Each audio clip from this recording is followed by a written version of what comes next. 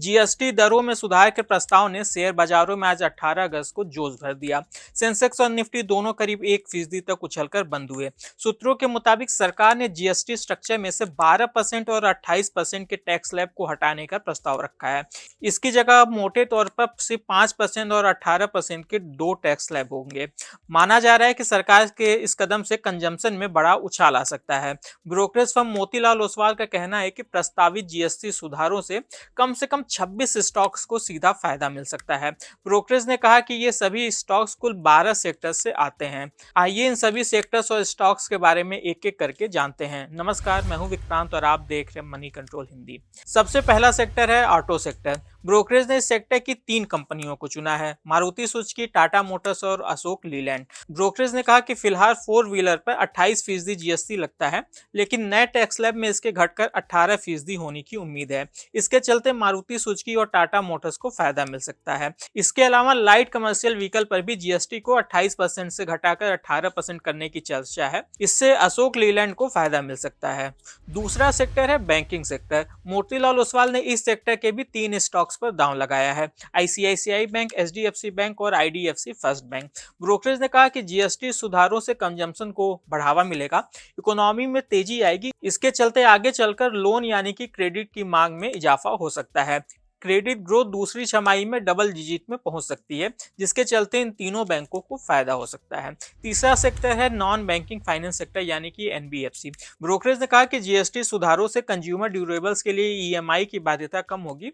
इसके चलते NBFC lending को फायदा मिलेगा। ब्रोकरेज ने बजाज फाइनेंस को इस मौके का लाभ उठाने के लिए अच्छी स्थिति में बताया है। चौथा स्टॉक है सीमेंट सेक्टर।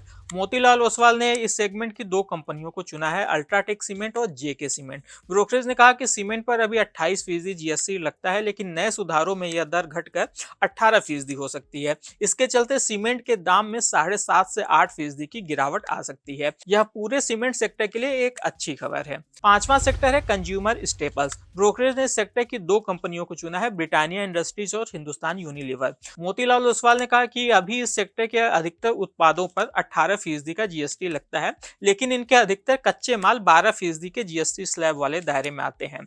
कच्चे माल पर जीएसटी घटने से इनके इनपुट लागत में अच्छी खासी कमी आ सकती है। छठा स्टॉक है रूम एसी।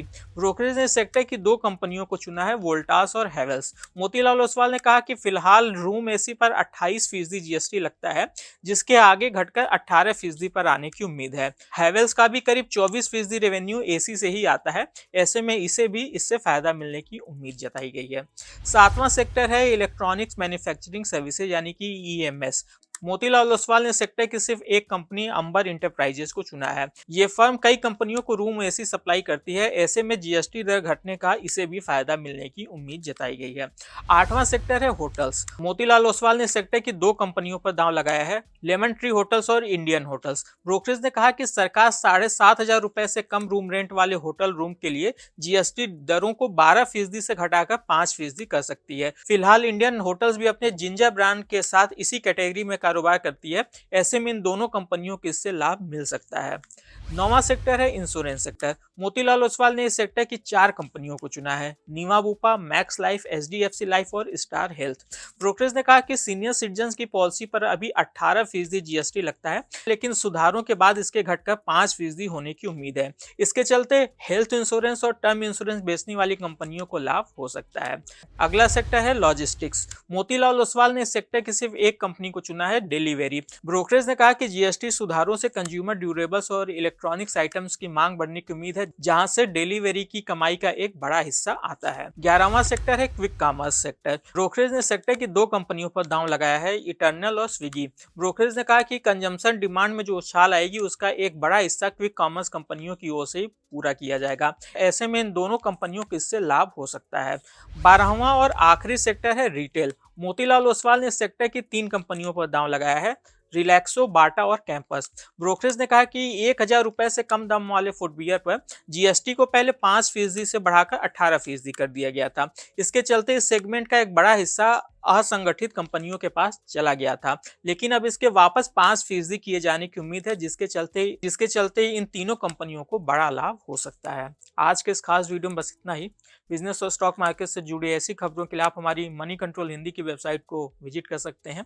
इसके अलावा आप हमें यूट्यूब, फेसबुक, इंस्टाग्राम और एक्स यानी कि ट्विटर पर भी फॉलो कर सकते हैं। Thank you.